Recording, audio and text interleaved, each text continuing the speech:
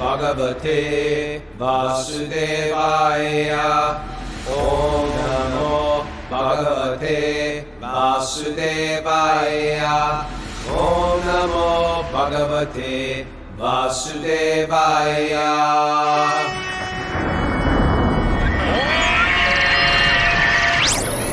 Live from Split, Croatia, this is Wisdom the Sages, a daily spiritual podcast that makes ancient wisdom relevant today. I'm your host, Raghunath, with co-host and senior educator at the Bhakti Center in New York City, Stuba Das. Welcome to the show. This is episode 1348. We're here live, and it's Road Rage's birthday. Hey, everybody. Woo! I don't know if you can see behind me, Kostuba, but Sachi, my daughter, made this incredible mural of Road Rage raging, and then his family members behind him smiling. They're getting into it. They're not like he's raging. He's got like smoke coming out of his ears. Here's Road Rage. There he is. We had a beautiful day with this family yesterday and Amarananda, and we just took off on the Adriatic Sea. It was like wonderful. Lori and the Chief, we missed them. They headed back. And I saw that photograph of you on the boat there with Mara. Oh, it's incredible. I haven't seen you manifest this full on. You're like George Clooney out there, or something like that. you're like all smooth. I don't even know what that means, but just sitting back, try not to get seasick, and try not to live in fear. Malibu Ragu, Elizabeth says. Okay. Yeah. Yeah, it was more Mediterranean really, than Malibu for me. It was Mediterranean. It was like it's actually the Adriatic Sea. Okay. And these barren, beautiful, steep mountains overcoming this like perfectly blue water, and just like high cliffs everywhere you can jump off of. And me and Amarananda and both the Maturananda and his twin brother, and all the kids. Popular guy, that Amarananda. Oh yeah, it's Amarananda from Bosnia. We're about to go up and do this program in Sarajevo. I'm really looking forward to, and check out that very interesting mystical city, the city of Sufis. Oh, yeah. So that's what's going on. okay. We're winding it down, heading back July 1st. Nice. Yeah. How are you? I've just got a quiet little life over here, Raghunath. Yeah. Just trying to live my secluded little hermitage kind of summer. That's the way I want to do it. I want to Okay. You're greedy. Minimize things right now. Why don't you come up and visit me when I get home? See, that's what I don't want to do. Why? Because I want to keep working on this book. I just want to focus and. All right, you better finish that book, man. Well, that's what I'm doing. So Okay. I got just this morning. How far are you? Well, let's say We're not going to get an answer. Total, there's about 26 chapters, and I think I've written about 19. Oh, okay. That's reasonable. Yeah. All right. 2. You got an outline for it, or are you just like creating No, it? I got a whole outline. Okay. All right. You're serious about this. You got any helpers, editors? I'm friends, always reaching out insight? to consultants. Okay. I haven't got a call, or maybe I missed one of the messages because I'm in Europe. You would never read what if I say, here, take a look at this, you would never read it. I would love for you to look at it. You want to do that? I would love. Well, I'm waiting for you to read my book. What's that? Stu hasn't read my book yet. I can't read yours because I'm writing mine, but you've written yours, so you could read mine. You might get some inspiration from mine to write yours. Well, maybe. But if what kind of friends are we? We won't read each other's books. If I send you some chapters. When yours comes out, I'm going to read your book. How about that? And when mine comes out, I'm going to read your book too. Okay, that's fair. But if I sent you stuff, would you take a look at it? Would you give me your feedback? I think I would. Would you? I think I would. In a timely manner? I think I would. Send it. I'm willing to do. I would love that, Raghunath. Okay. I would absolutely love that. I reached out to my guru's brother yesterday, Kalachandji, who's he's like an editor and a writer, and he's a professor, although he just retired. Yeah, in writing, and a great editor and great writer. So I was getting his insights. I got his involvement. I'm reaching out to different philosophers and devotees of different sorts, and getting their inputs. But sure. I would love to get. I'm a philosopher of sorts. All right, great. All right. All right, so what do you want to talk about the nugget today? Before we dive into Bhagavatam, first want to welcome everybody to the show. This is Wisdom of Sages, by the way, is heading west. If you don't know, we're going to be there for the LA Rath Yatra. A lot of people go there every year. This big festival we had in New York City, we have in Los Angeles as well. Devotees from all over the West Coast show up for this beautiful parade in Santa Monica to Venice Beach, and it culminates in this big festival of India in Venice Beach. So if you'd like to join Wisdom of the Sages, we're going to be there, and we're going to do Friday night and Saturday. We're doing workshops all day through Veda Yoga. So that's August 2nd and 3rd, and 4th is the Rath Yatra. So you can go to wisdomofthesages.com to register, and we hope to see you there. That'll be great. All the West Coast people should come for that, you know? Yeah. This is our chance. You know, it's one of those things, like, if you want to go on vacation, here's what I'm into. I'm into spiritual vacations. People want some recreation in their life, especially if they have a family. Want a spiritual vacation. Spiritual vacation. That's what we do. Nice. Okay. What's our nugget, sir? You know, Rogan, I didn't come up with like a regular nugget today, but something caught my attention. Something in the world of popular culture. Oh, yeah? Yes. And, you know, in one sense, what excites me, you know what I appreciate about what you've done, like with your book, is it's bringing the teachings of Sri Chaitanya, it's bringing the teachings of Bhakti into the popular culture, which to me, that's the way that we can have a real beautiful, positive influence on the world. Is you got to bring this stuff into the popular culture.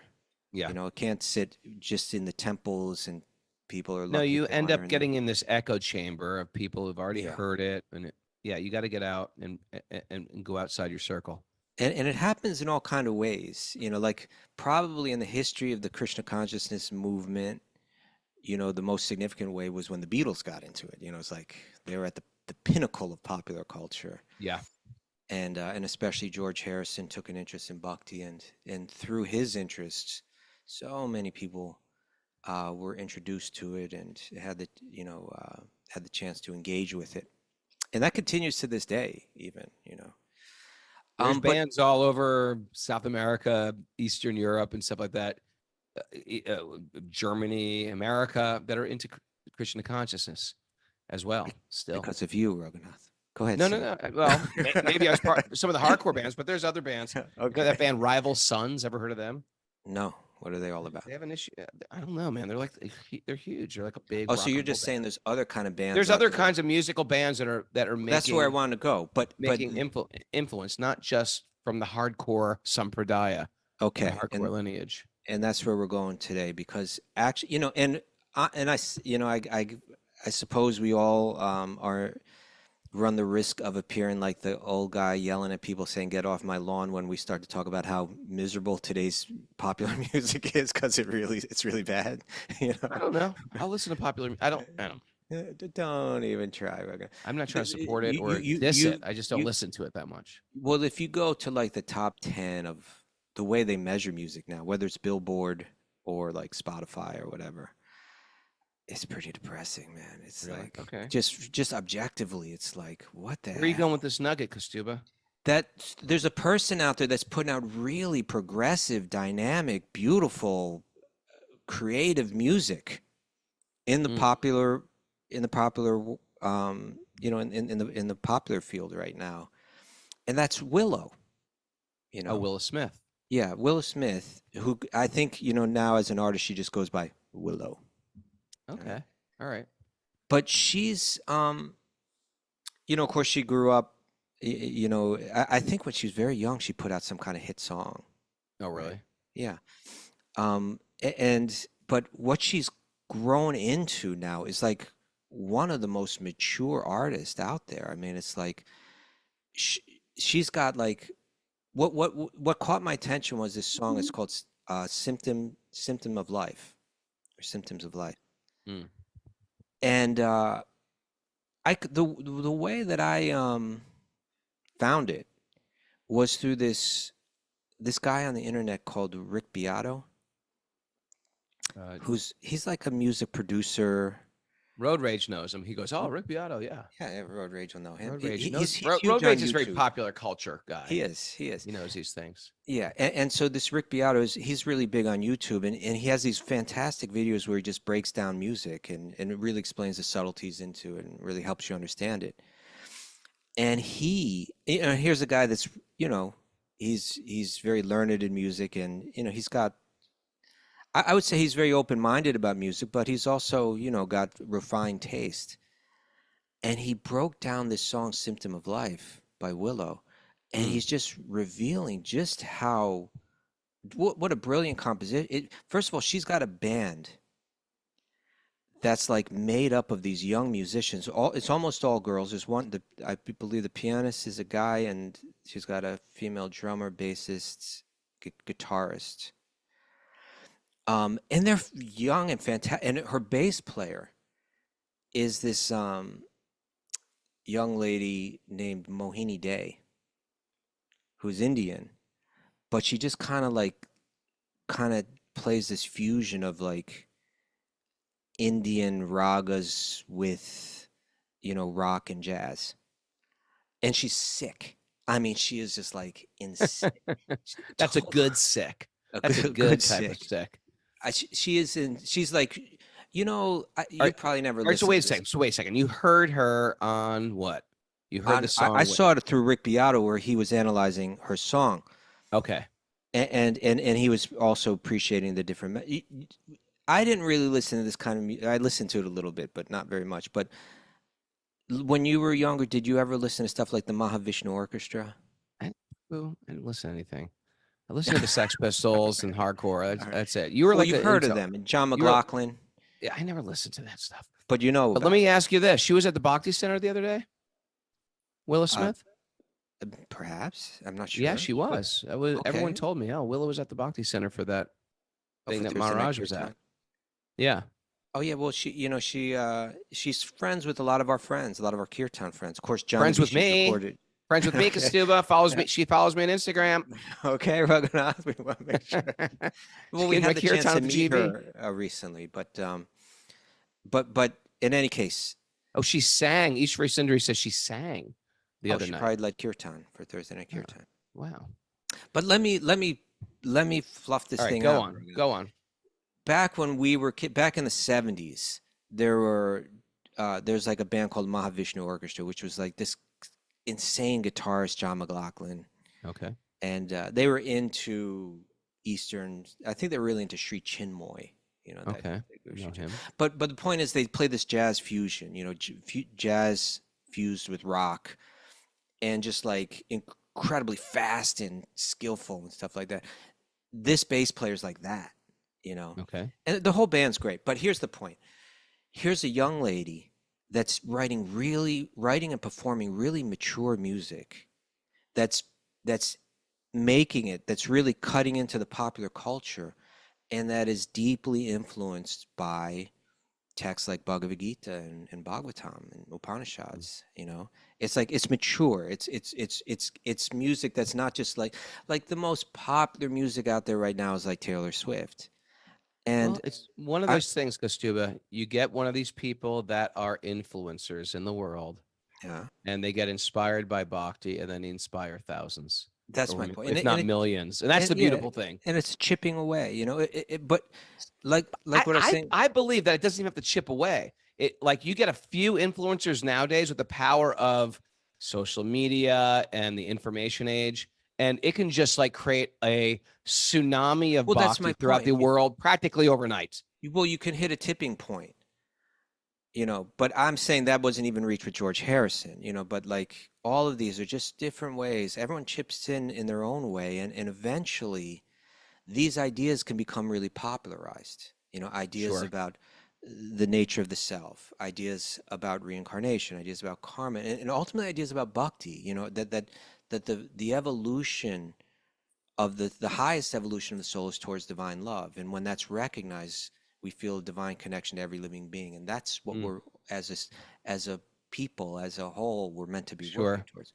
But let me, well, I just want to share that a lot of these things that they'll take, because artists are expert at taking some esoterica and turning it into almost like a pop phrase, a title, like George Sure. Harrison's "I, Me, and Mine." It's such a I mean, mine. great concept of the embodiment of materialism, Sure. the embodiment of illusion, and popularize that into a song. And I, for a lot of me, people, it's like mine. paradigm shifting, or turning God into a friend instead of this authoritarian figure like my sweet Lord.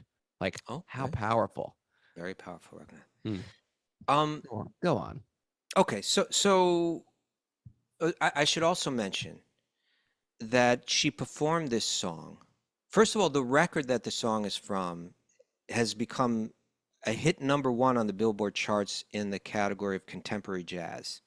Ooh, Yeah. interesting. But she's also got a broader pop appeal. And this Rick Beato was saying this is the future of pop music. It's like again, I'm not trying to say to get on Taylor Swift's case or anything like that, but she's got the biggest audience in the world right now. Yeah. And Let's just she's make churning out Taylor just Swift a kind of good like, audience. I'm never going to go out with you again. Kind of, it's just like, you know, there's such, and so an artist like Willow is really kind of stepping into the popular arena and bringing mature ideas. Now, let me read this. This is I couldn't even get who wrote this, but this is like a review, and I felt it analyzed the song pretty well. You ready? Yeah. Okay, it says Willow's Symptom of Life is a profound exploration of self-discovery and the dichotomy between the superficial and the profound aspects of existence.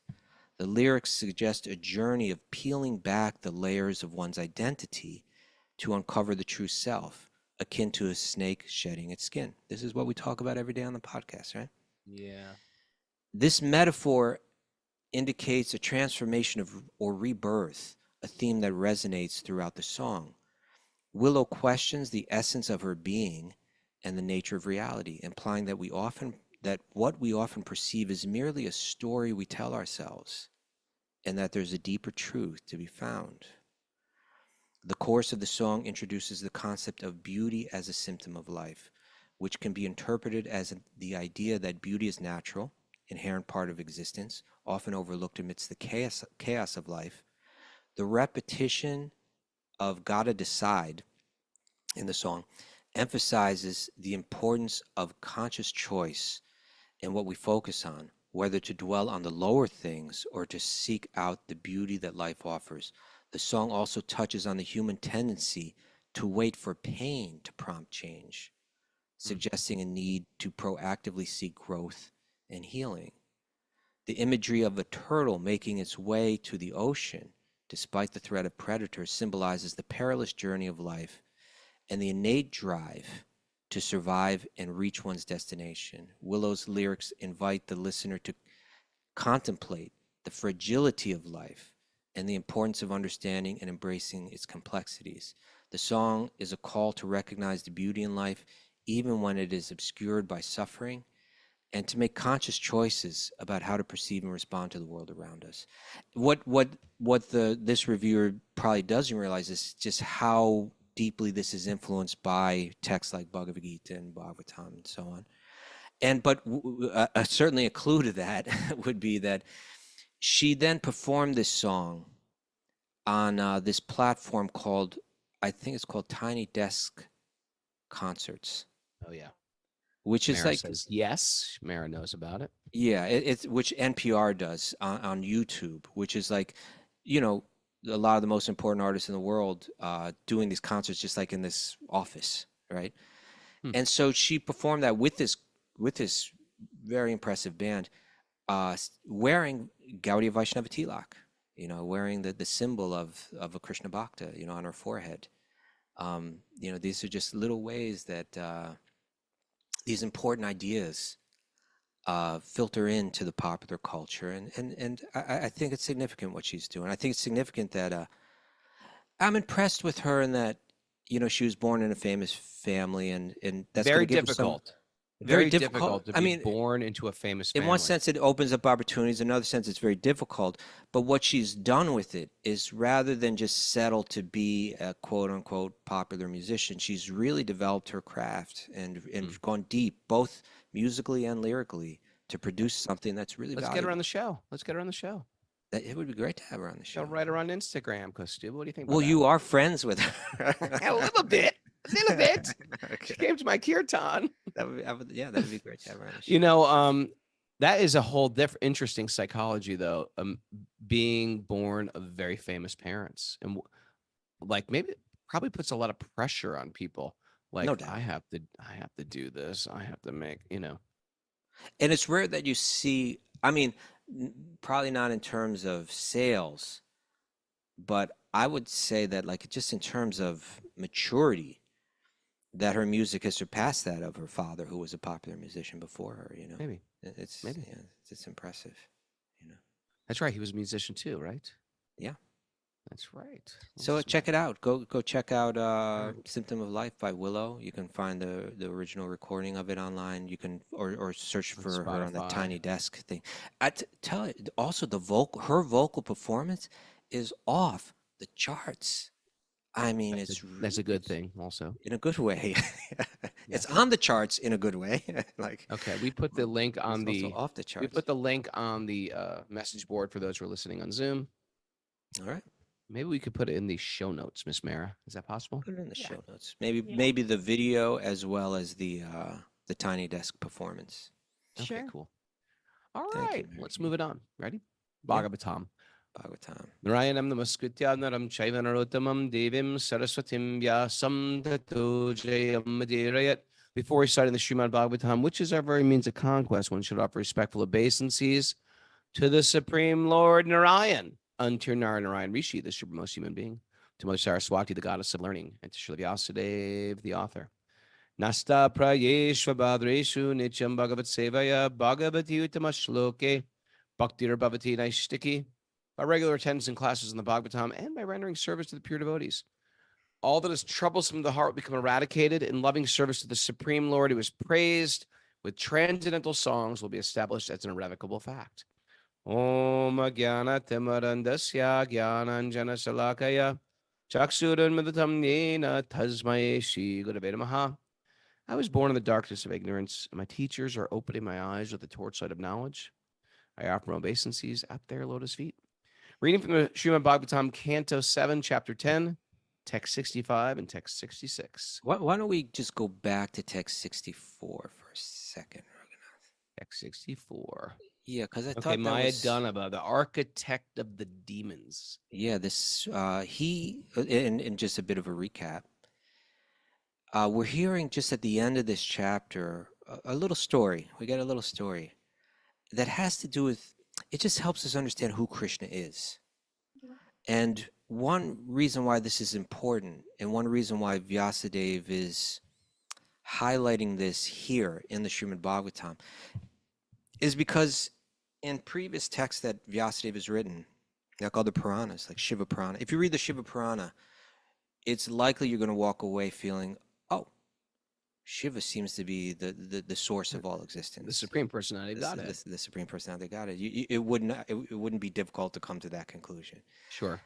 Vyas in the Bhagavatam is really setting out to clarify everything. If you had misunderstood anything, or if he had in a sense misled you. So here he's sharing a little story where Shiva, on behalf of the Devas, has a battle with the Asuras, and he's defeated, but Krishna steps up and helps him. And so the Maya Danava is working on behalf of the Asuras, the demons, and he's like this mad scientist or something like that, right? He's like a mad scientist. That's a great way to describe Maya Danava. He's just got like incredible technical abilities, and he creates like these floating cities that are invisible that the demons use as like spaceships. They weaponize spaceships. Yeah. And so yeah, some of them can turn invisible. Some of them, then they can appear to be like 20 of them, and then they go back to one. Then they reappear, and then they can start throwing various bombs down. Yeah, right. So very interesting. So in that situation, Shiva has to step up, and he's he's of a whole nother category than your common demigod. Where else do you hear of religion talking about spaceships? It's all there, Raghunath. It's all there. We got it all. We got it all for you. We got it all. Conspiracy theories, we got them. You want Practical religion? We got it. scientific You want knowledge, yoga? we got it. Yeah, meditation, we got that covered. Exercise, got that. Good Diet food. and health, check. Song and What dance. more do you want, people? Sign up here. Okay. So Shiva, who's of like a whole nother category of being, he's able to do what the Devas couldn't do. And he just picks up his bow and shoots a few arrows and knocks these cities down. They crash. Well, I want yoga, health, wellness, and breath work, but I don't know. Let go now. We're moving on. I really want some aliens and spaceships. We got that too. We got that covered. How about astrology? We got that. Dance, art, literature, got it. Prose, poetry, cooking. Do you have cooking? Have you satisfied this need? It's just like got everything. Come on. Okay. We should have our. If we're just not presenting this right, if we were presenting this right, they'd be banging down our doors to get this info. What are we doing wrong? I don't know. Maybe interrupting me right now. No, this had to be said, my friend. You got to be saying it more. All right. I'm trying to say it. I'm trying to share it right now. Share it. Okay. Share this. So Shiva, who's of a whole nother category, he shoots down these cities. They crash and burn. But Mahadanava kind of like creates this nectar pool, right? Where they can, I don't know, bathe in the nectar or drink the nectar. Drink the nectar. Becomes superpower. And they're kind of revived. So now it's like, oh my God, we've got Shiva. He actually shot down, but it didn't take him out. And now Shiva's disappointed. I did all I could do and it wasn't enough. He's got to turn to Krishna. And Krishna and Brahma take on the form of a cow and a calf. And they go and they just slurp up all that nectar. I'm looking for a religion that has shape-shifting. You see, you got to let go. Check. I'm hearing you. They shape-shifted into a cow. Okay. And so that's where we are now. And this is interesting at this text 64, because it's kind of Mahadanava he's working on behalf of the demons, but he's got realizations about life, you know?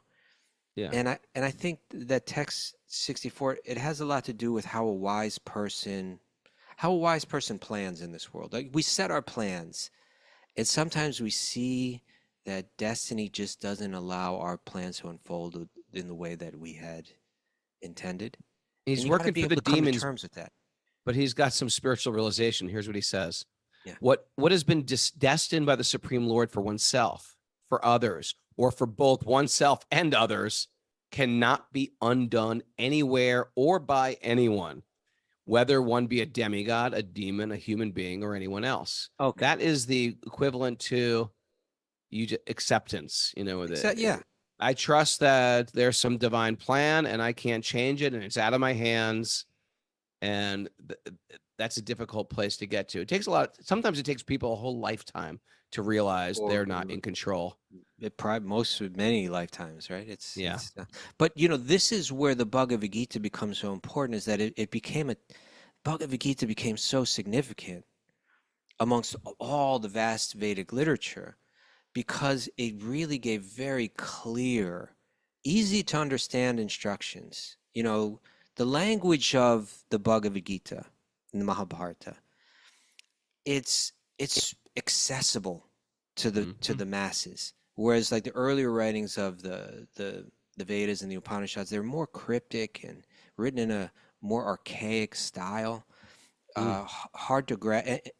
The Bhagavad-gita said, you know what, now Vyasadeva says, let me write a book that's not meant just for the elite priest class, or not just meant for the renunciates. The Vedas are meant for the priest.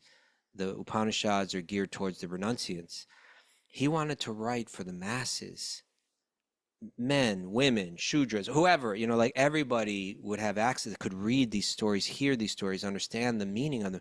And so when he got to Mahabharata and the Bhagavad-gita, which is the most essential part of the Mahabharata, it had a lot to do with having a deeply spiritual life, but not as a renunciate, as a person working in this world, as a person with worldly responsibilities, and how to work in this world, how to give your full effort to change the world, or your full effort to whether it's just like supporting your family or having a social concern. You put your full effort in, and then you let go and realize that ultimately the results are not up to me, and destiny may have another plan. That art is spoken about in Bhagavad-gita, and that's a really important kind of lesson to learn in life. And Madhava's got it here, right? He did his best to support the demons, and look what he did. I mean, if you could create flying cities that could be weaponized, I mean, it's Come like on. you're making what's that guy, Elon Musk, look like nothing, you know. It's nothing. And, Your Cybertruck, come on, flying cities, they disappear. yeah, I'm right. shopping for a religion with mystical architects that are demons, perhaps. You got that? Yes, but we that do. had deep spiritual realization. But with deep spirit. I don't want ordinary Demons. mystical demonic architects. I want ones with deep spiritualization. Yeah. Check. So, We've got you covered. okay. So he's got this, that, hey guys, I did my best. We got to let go, you know. Okay. And so now Narada picks up he continues the story again, beginning with text 65 and 66. Narada continued. Therefore, thereafter, Lord Krishna, by his own personal potency, consisting of religion, knowledge, renunciation, opulence, austerity, education, and activities, equipped Lord Shiva with all the necessary paraphernalia, such as chariot, a charioteer, a flag, a horse, elephants, a bow, a shield, and arrows. I love how they have all these very practical things, like a chariot driver, horses, elephants, shields, arrows, and a flag. Do you need a flag? That's sort of like, you got to represent. You got to represent your team. Yeah. I love it. That's like the equivalent of you're going to battle in the 1700s with a fife and drum. Someone's got to play the fife. Everyone else is carrying weapons. Then there's the guy carrying the fife. It's like, wait a second, I got to carry the fife. Oh my God. Did they play music as they were fighting? You know, just I like think, marching truthfully, to I it? think the flags, they kept a cadence, and I think the flags were moved around to signal different, formations and stuff. Strategies?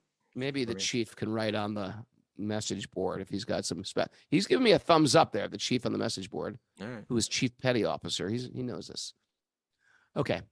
When Lord Shiva was fully equipped in this way, he sat down on the chariot with his arrows and bow to fight with the demons. So now the demons had to fight on an equal battleground without the invisible flying cities.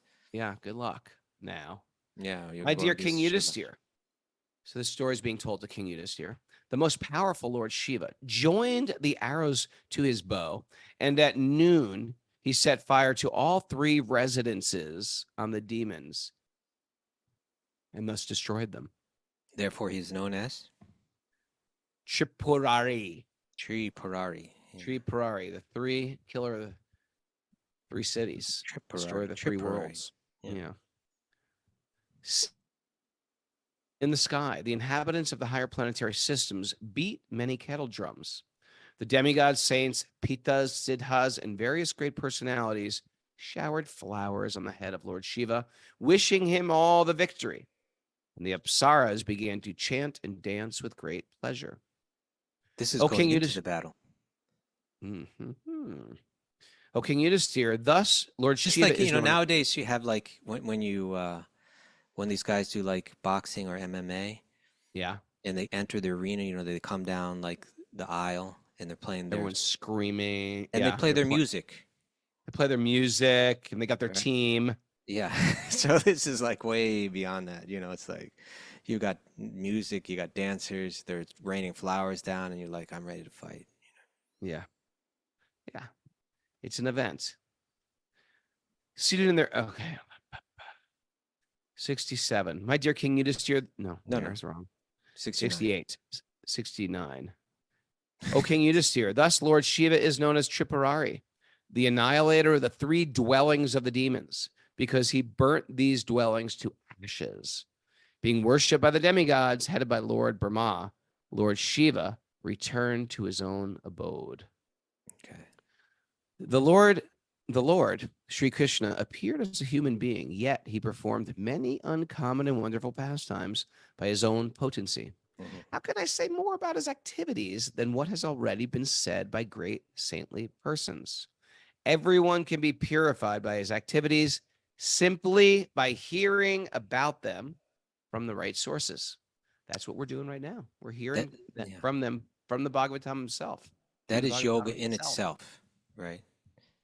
Just to hear, to hear, to allow these pastimes of Krishna to enter our ears, enter our minds, contemplate them, reflect on them.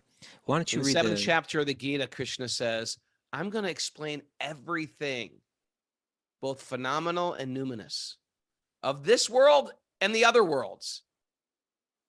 All you got to do is hear from me. Touch Trinu. Touch Trinu. Okay. Why don't you read the commentary to this? This is the last 70? verse. Of 70? Yeah, Okay. last verse of the chapter. This is good. This is good. Bhagavad-gita and all Vedic literatures fully explain that the Supreme Personality of Godhead, Krishna, appears in human society as an ordinary being, but acts very uncommonly for the well-being of the entire world. One should not be influenced by the illusory energy and think Lord Krishna to be an ordinary human being. Okay. Those who really seek the absolute truth come to the understanding that Krishna is everything. Vasudeva Sarvam Iti. Such great souls are very rare. Samahatma Sudurlabha. Nonetheless, if one studies the entire Bhagavad Gita as it is, Krishna is very easy to understand. The Krishna consciousness movement is just trying to make Krishna known all over the world as the Supreme Personality of Godhead. Krishna's tu Bhagavan Swayam. If people take this movement seriously, their lives as human beings will be successful. Will be. I feel that. They'll be transformed. I feel that. Where would we be, Kosuba? What would we be doing? I wouldn't be in Croatia right now, that's for sure. All right. Right? So, we wouldn't have a podcast, would we? I don't think we would. I doubt it. I doubt it. I don't think you'd even like me. I don't think you would. I don't mean that in a bad way. I might not like anyone. Yeah. Who knows? Yeah, but so here, just Srila Prabhupada's right now. This is preparing us. We're working towards the end now. We just covered the main big section of the 7th canto. We still have some chapters to go in the 7th canto, but we're approaching the 10th canto.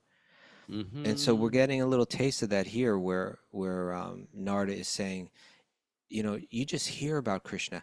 He appears as a human being. In other words, it's not just the impersonal energy. It's not even the Vishnu expansion that we're hearing about, like this four-armed, oh, you are God, you are supporting the universe.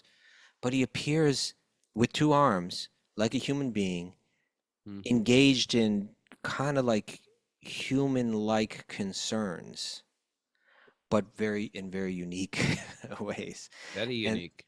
And so Prabhupada's writing, all we need to do is hear about him, hear about his uncommon pastimes, and we'll understand the absolute truth.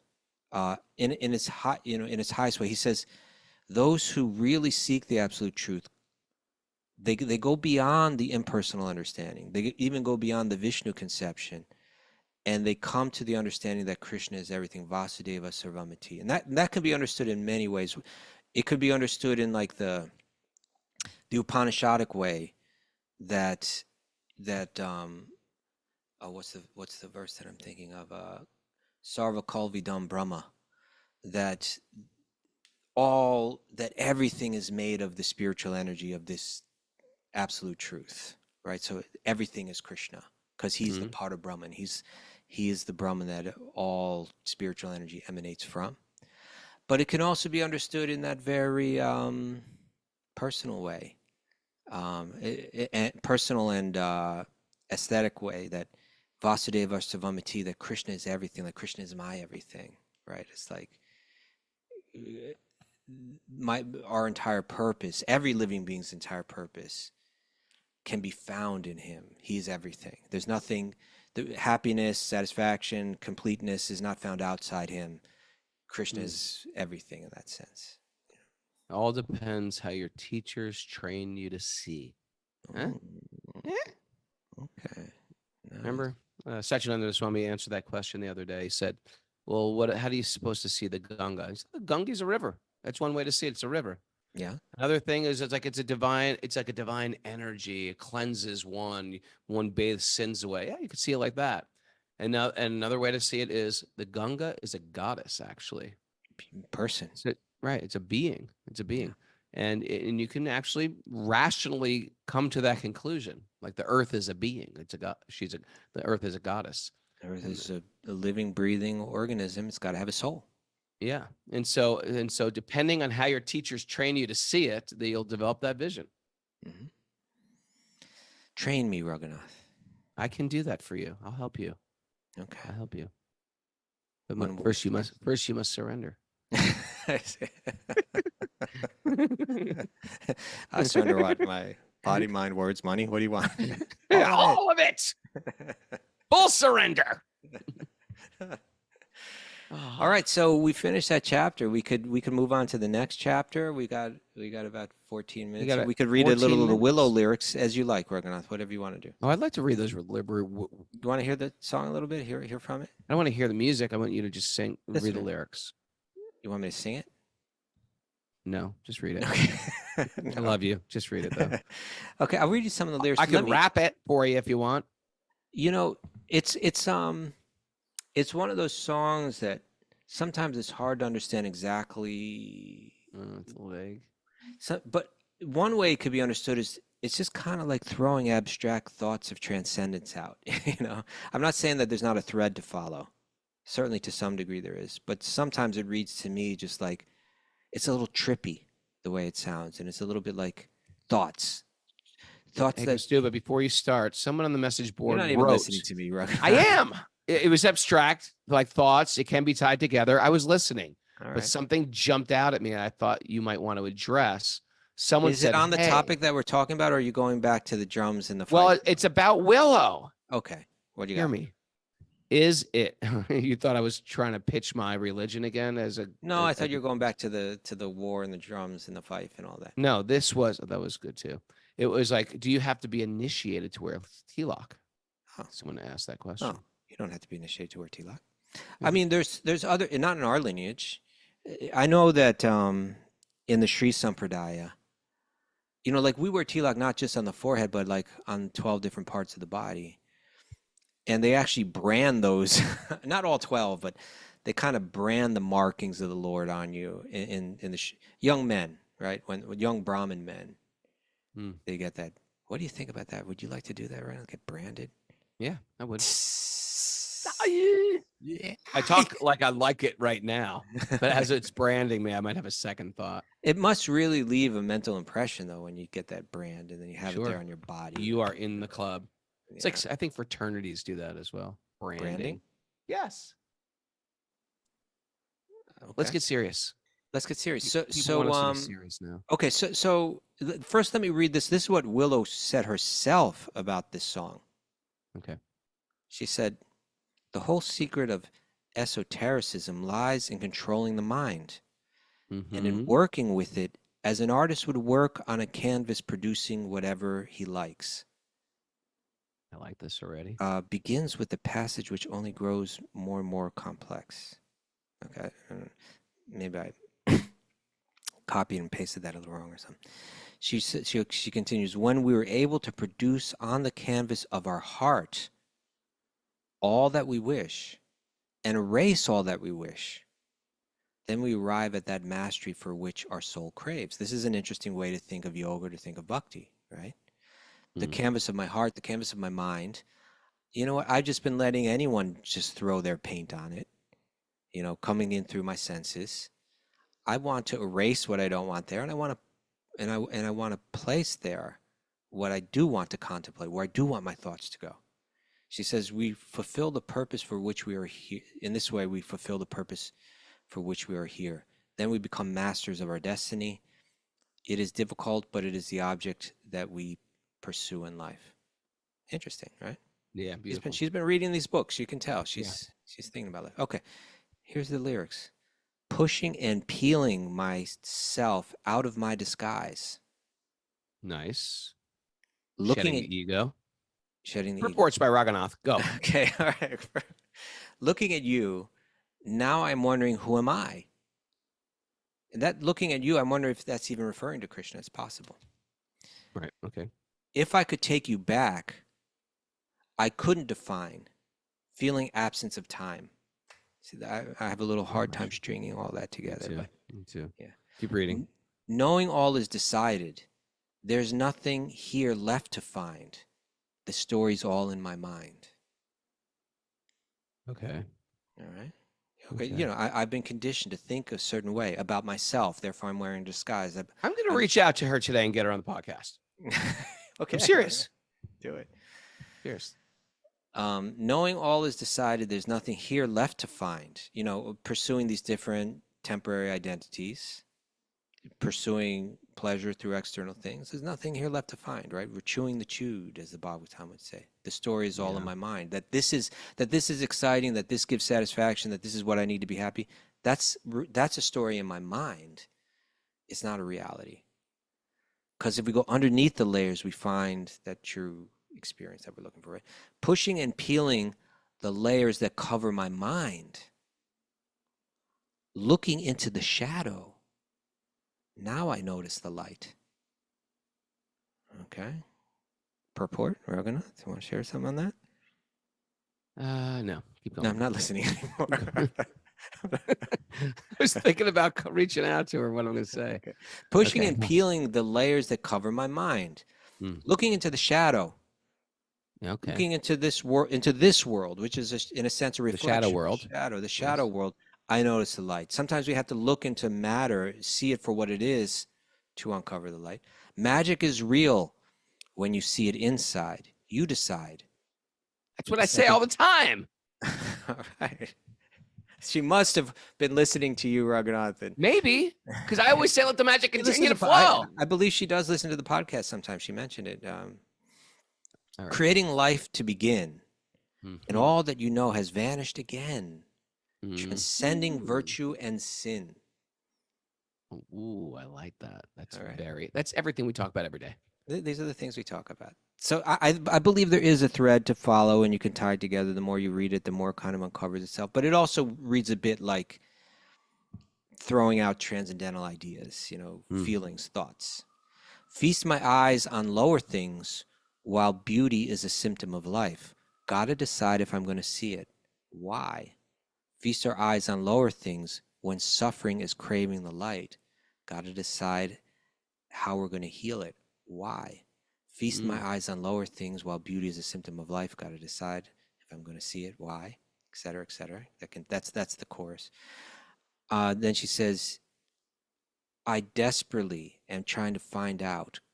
Gotta know that life is fragile. Gotta know, but gotta go. Then she says, I stood in awe inside a temple of a God I didn't know. Wanna go. Find the one who understands why we wait for pain to change us. Let me know let me know that life is fragile. Very interesting, right? Life is fragile. And that's, of course, that's a common theme for us, is that why is there suffering in this world? Generally, it is pain that brings us to, you know, a reflective state and a state where we actually change, you know? Yeah, to our big growth moments. Why we wait for pain to change us. Let me know that life is fragile. It's like a turtle in sand making way to the ocean. Love those little turtles. Yeah. You ever see the turtles make their way to the ocean? Practically no one makes it. They're running for their life. I think it's like one out of like so many make it. Well, I mean, because they're getting picked off by predators. Birds are just waiting for the hatching day. Oh, it's cruel. horrible, dark, cruel world we're living in. It is a cruel. They finally hatched. They made their way up. They climbed out of the sand. Now run for your life. That's the part. Imagine that that's the first thing you did as a baby. As soon as you were Run. born, everyone's trying to kill you. Oh God, there's these birds Here running. he goes. Here he goes. Like Kastuba's on a squirrel. Watch out. There's these birds that I saw some documentary on it, and they live up on this cliff, you know. That means he's been going through reels. Go on. No, Your these weren't reels. documentary. These are real Real documentaries. documentary. Yeah. Okay. And then at a certain point, you know, they hatch in this nest that's up on this cliff that's just above the sharp, rocky, yes, all the way down. All the way down to nothing. And at a certain point, the mother's just like, go, you know, like jump. To the children? Yeah, and they got to jump. And they can't even really fly yet, so they tumble down this rocky. I got to do that to my kids. You know what? Go. Fly. Spread your wings, kids. And they roll down, and most of them, the kids die just on, you know, this is a tough world. Okay. She says, it's like a turtle in the sand making way to the ocean, almost meeting the end because the birds are in motion. The birds, yeah. And then it's back to the chorus. But that's the song. Well, you know? we're winding up, Kastuba. And guess that's the song? That's the You song. know what I realized? And this is a complete squirrel, but hold your horses here. The best thing I've done in the last maybe 20 years, want to hear that? Is to stop watching horror movies. And I came to that. That's one of the better things I've done in the last 20 years. One of the better choices I've made. And I was talking to Road Rage, who also doesn't watch horror movies. And then Amarananda, and people are sharing with me like, oh yeah, I watched this movie. It's still in my mind. It's still in my mind. They leave such deep impressions, these horror movies. Don't watch them, people. That is my gift to you today. No more horror movies. Try to find something higher in the popular culture if it's out there. Yeah, find something. There's high stuff out there. We got to produce this stuff for each other. Yeah. All right. That's it for now, right? Mara? That's it. Miss Mara's here, spinning the dials. Malibu Mara, we call her. Look at her all tanned. She's super tan. This woman tans. We went on a boat yesterday. It makes no difference. She tans. You have your special lifestyle. Bronzing. Special lifestyle in the sun. The lifestyles of the rich and famous. That's what you look like. You look like George Clooney on vacation. Lifestyles of those struggling to survive. Okay. Take spiritual wisdom from the temples to pop culture. Nice. Yep. Create a tsunami of bhakti. Okay. Yeah. Sometimes destiny doesn't allow our plans to unfold how we intended. You gotta let go then, right? You give it your best effort in the mood of service, and then you let go.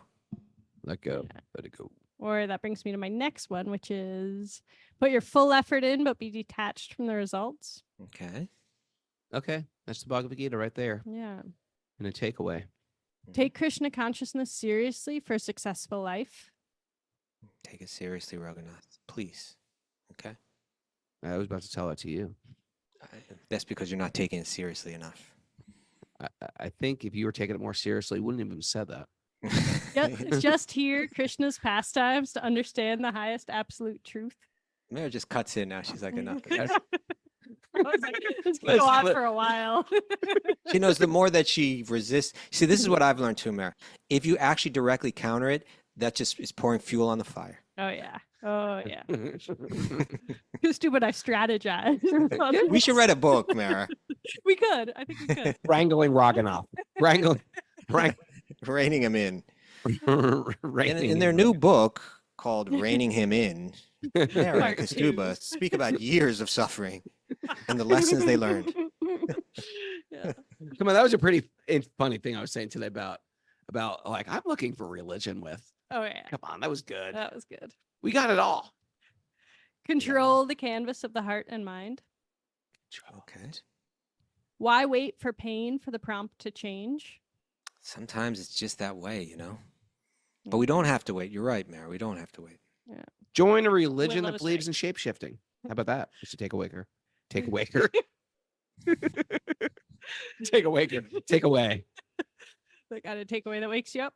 Amarananda's here with us right now, and he loves our squirrels. He loves your squirrels too, Mara. Okay, come get over here right now. He just loves in general. He It's loves. like, Yeah, he just he loves he's does. not the, I he's love not the this. guy that you go to figure all this He stuff loves. out. Look at him. He's just always happy. Yes. He's a beautiful man. Just stay here with us for the You squirrel. want me to keep going? Go for the takeaways. Find something higher than horror movies. Okay. Yeah, right? Do you watch horror movies? No, I Smart. don't like as well. You don't He like doesn't have any of that in him. Road rage, Just get over love. here. Just I want you to wind it up here because it's your birthday here.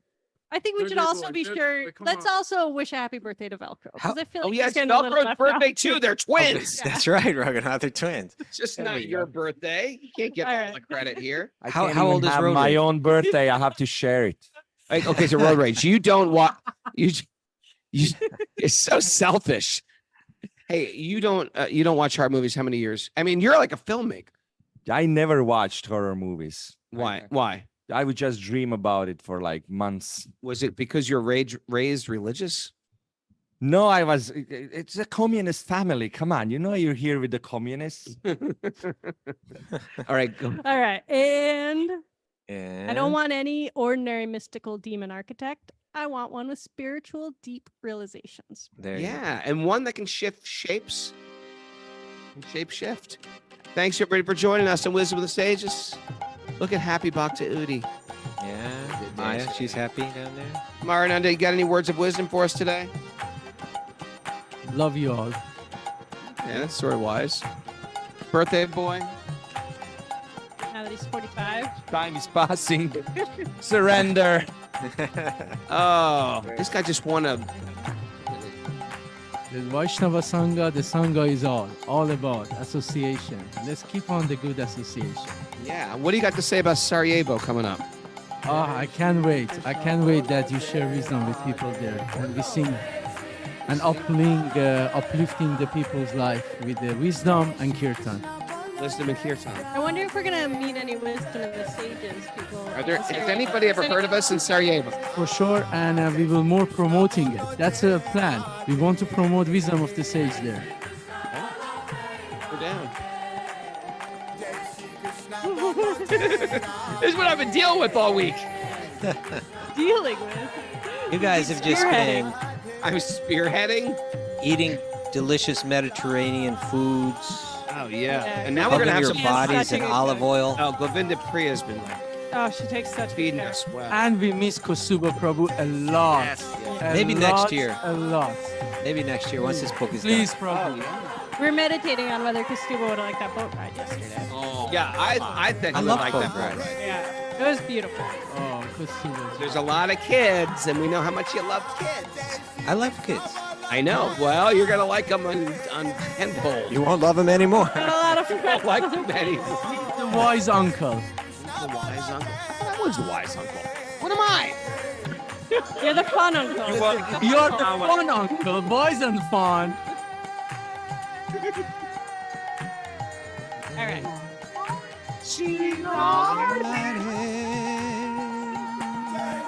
This is the kind of joy we're having. We are on the boat, actually. Yeah. And then we're gonna do our abracadabra. Abracadabra. All right. We're gonna have a grill out, a vegan grill out tonight. Some Yeah, bacon. the only vegan grill in Croatia. Maybe grill a little paneer, then a little barbecue sauce on there. Oh. Oh yeah. Artichoke. Oh nice, nice. Eggplants. I mean, when you're in Croatia, I'll tell you something. The very tip top olive oil I've ever had was homemade Croatian olive oil. It was nectar of the gods. Don't let the Italians fool you. We have a Bhakta olive tree here in the garden, and he gives olives, and we make olive tree, and we send it to Amarananda. See that? Now, when you got that, you hardly need anything else. You just dip a little artichoke in that. You just dip a little bread Actually, in that. here they eat olive oil with food. They don't eat food with olive oil. Olive oil, you drink olive oil sometimes, some And a little food with it. But these people, every house has fruit trees and mature grapevines. Everybody's got a fig tree. Oh, look how Lemon happy trees, they are lime too. trees, orange trees, more grapes, more figs. There's thousands of figs There's around. thousands. I just stole some figs from a fig tree down the road. We have a Vaishnava tree who is fulfilling our desires. Yes, Oh. except I'm just taking and eating, and I don't give any fruit. I'm the taking tree. They just want to see you happy, Raghunath. They're happy when you're happy. Yeah, I'm getting a little portly, hanging out with these guys. A little portly. Yeah, I'm looking a little. He's like little judo, in the form of judo. I'm looking a little pregnant.